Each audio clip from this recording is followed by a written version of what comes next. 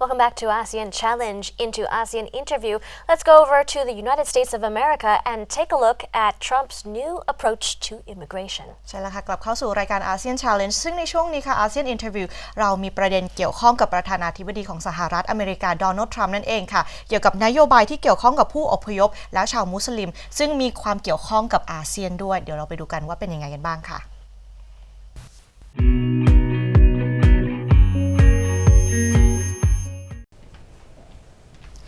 While the U.S. President Donald Trump's executive order on immigration may have suffered a legal setback this week, the president still has a number of options available to him in trying to carry out the ban, an expert on constitutional law said on Friday, February 10th.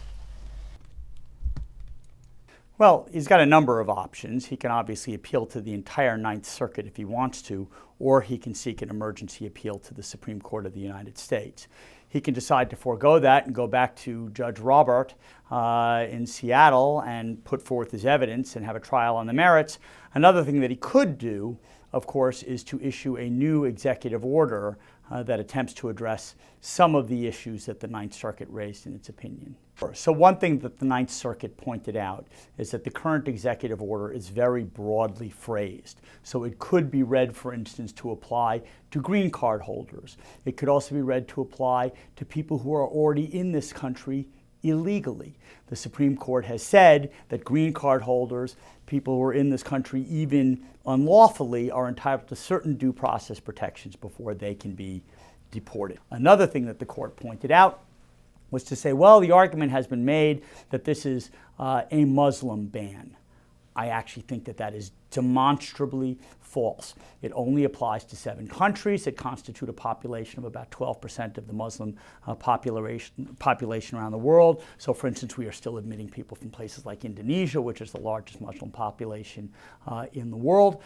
These are 7 countries that were identified by both Congress and the Obama administration as posing heightened risks of terrorism, either because they are safe havens for terrorists, state sponsors of terrorists, or have enough of a failing government or a lack of a cooperative relationship with us that we can't be sure that they are properly vetting people. The question is whether or not that law is being implemented in a constitutional way. That is the issue that the Ninth Circuit has raised. I actually think that the president has the better of the legal arguments, totally setting aside whether this is good policy or bad policy, but we'll have to see how this plays out, both in terms of the courts of law or in terms of whether that executive order is modified. Trump's January 27th order, the most decisive action of his young presidency, sparked protests and chaos at the U.S. and overseas airports on the weekend after it was issued. It was challenged by the states of Washington and Minnesota, which argued it violated constitutional protections against religious discrimination.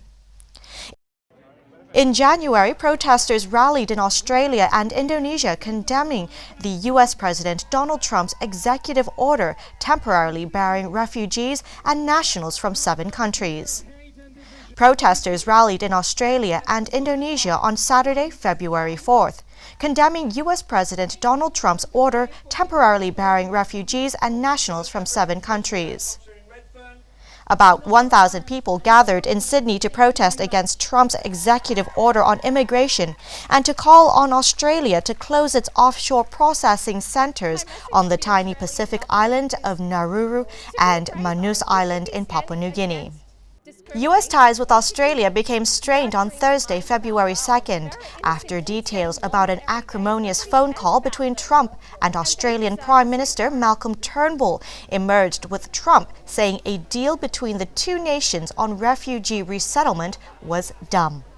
This came after Trump's executive order suspending the U.S. refugee program for 120 days and stopping visits by travelers from 7 Muslim-majority countries: Iran, Iraq, Libya, Somalia, Sudan, Syria, and Yemen for 90 days. Under the dumb deal, the United States will take up to 1,250 asylum seekers held on Nauru and Manus. In return, Australia would take refugees from El Salvador, Guatemala, and Honduras. In Jakarta, about 30 activists staged a protest outside the U.S. Embassy, urging the government to stop its immigration ban. Indonesia, which has the world's largest Muslim population, was not among the countries facing restrictions. But Vice President Jusuf Kalla has said the policies could raise suspicion towards Muslims. But the U.S. takes in the largest number of refugees who land in Indonesia from other countries. According to data from the NGO that assists such migrants and refugees, there are around 40,000 in Indonesia waiting resettlement. 790 refugees were settled to the U.S., so the U.S. has been the biggest receiving country for refugees in Indonesia. And that is why so many refugees will live in limbo much longer, while Indonesia's neighbor, Australia, usually the second highest number of receiving country, they are also being xenophobic and they are also rejecting refugees to enter their country. It means refugees in Indonesia will be in limbo, said Veronica, protest leader and refugee lawyer. A U.S. federal judge on Friday, February 3rd, put a nationwide block on Trump's executive order, although his administration could still have the policy put back into effect on appeal.